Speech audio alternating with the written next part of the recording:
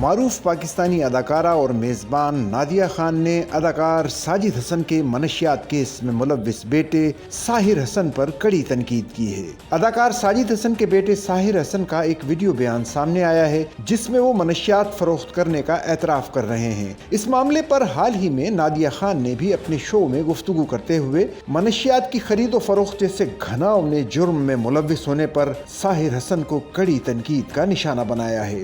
شو کے آغاز میں نادیہ خان نے کہا کہ آج ہم اس کیس کے بارے میں بات کریں گے جس نے پورے پاکستان کو جھنجھوڑ کر رکھ دیا۔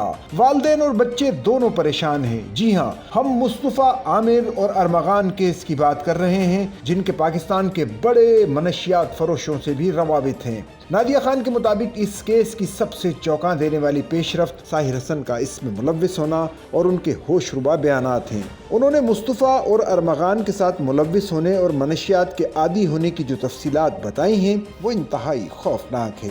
ساحر حسن کے اعترافی بیان کا حوالہ دیتے ہوئے نادیہ خان نے مزید کہا کہ اس کا یہ منافقانہ بیان انتہائی چونکا دینے والا ہے کہ وہ نہیں چاہتا کہ اس کے اپنے بچے منشیات استعمال کریں، لیکن دوسروں کے بچوں کو منشیات سپلائی کرنے میں اسے کوئی شرم نہیں ہے۔ سچل نیوز نیٹ ورک کی ویڈیوز میں خوش آمدید۔ ناظرین، ویڈیو سے متعلق اپنی قیمتی رائے کا اظہار کمنٹ باکس میں ضرور کریں اور چینل کو سبسکرائب کریں۔